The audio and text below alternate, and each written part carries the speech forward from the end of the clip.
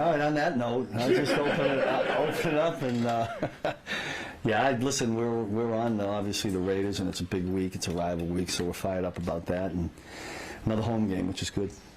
Steve, yesterday Drew talked about just making adjustments after that first drive.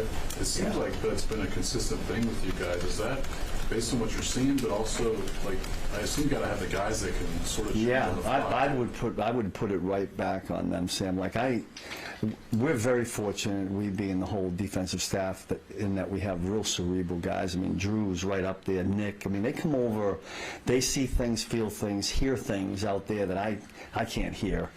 And they're always relaying it. And and Brendan and Joe and Dave and Matt and all the coaches kind of get together. We did a good job with that. I mean, we kind of hang our hat on that, hope to do it at every game, because all these teams that script these, it gets tough, because there's people moving all over the place, and it's usually things that we haven't seen or worked on, but our guys do a good job of settling in. I know you're on the Raiders, but the first touchdown I got called back was a unique situation. Yeah. The refs have a conference and everything. What's going on with you and Andy and talking to them, and how did that kind of play out? Yeah, I'm distraught that they scored, first of all, because that's the first thing. I remember the rule now. It didn't pop in my head at that moment. Because I don't even remember if he got under, if he was out of the gun. I couldn't, I just saw the motion, and what I remember from the play is I thought Trent McDuffie, he almost stopped it, but he was out there by himself. There was something else that should have happened defensively, and we got that all squared away. But I thought the effort he gave to almost get that thing defended. I mean, Goff did a great job getting in there. But, listen, I was happy that we were very fortunate on that play that it went that way, and it resulted in a field goal instead of a touchdown. Was your sideline hollering out to them, hey, check this, or did they kind of figure it out? From my standpoint, I remember them, they just figured it out. That's the way I remember it. I couldn't tell you if anybody else on the back was saying, hey, that's a penalty. But I'm glad it worked out the way it did. Yesterday, Drew Tranquil mentioned Joe Cullen's run meetings. Can you talk about how those have really kind of set the stage for the week in defending the run? Yeah, every coach on our staff has an area. Joe's is the run game. Brendan on the same day does play action pass and drop back pass on first and second down. Dave Merritt third down, Matt red zone, and everybody. Rod's involved in all that. But Joe kicks it off. Joe's got some energy to him. So, but I think the credit really goes to the players get dialed in. Right from the beginning on Wednesday morning, because we always begin, no matter what team we're facing, with stopping the run. I say it all the time, if they're two-dimensional or can be two-dimensional, that's tough on us, so let's try to make it a one-dimensional game. Where are you seeing growth in the pass rush when you bring 4 or less? Growth? No blitz, yeah.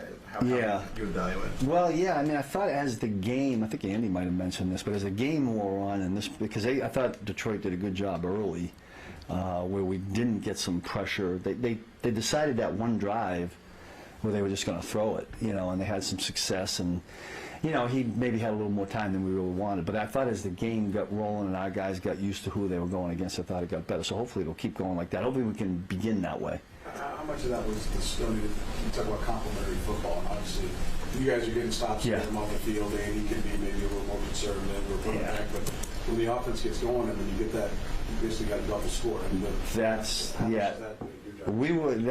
we love to be in that mode all the time. It does make a huge difference. I call it a little bit differently. I think the guys on defense, they think a little bit differently, and they should. And most teams offensively, when they get in, down 2 possessions, certainly down 3 possessions, you're going to see a lot more passes. And I think our guys can pin the areas back and play it as such. And again, it goes back to that's headed toward the one-dimensional. And that's a team thing. It's complementary football, just like you said, Soraya. Last couple, we'll go here on the midnight. When it comes to Shamari and Brian, they had mentioned both just the communication at the beginning, but now it's progressed. And how have you seen it from your eyes, just how they progressed back there to not only fix communication, but play pretty easy? Yeah, I think both those guys had really good, solid games. I mean, Brian tackled well. Shamari always tackles well. He had a bunch of tackles, right? And listen, I think I know you asked, Sharon, I think you might have asked me last week about Noel Williams not playing a lot, and it was matchups and the whole thing, and this particular game was different. And where I'm going with it is it forces Chamari to play in 2 different spots. He plays a nickel, then he goes back there, and he plays safety. So for him to be able to do that and work with Brian says a lot about Chamari, and we value him and the fact that we can do both things with him. But I thought both those guys communicated and played really well in the game.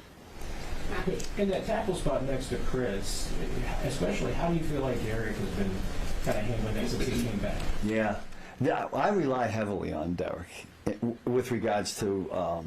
I trust him. I mean, he knows what we're doing. I know he's going to be where he's supposed to be, and he handles his gap. And now we don't put Derek in to rush the passer because that's not his.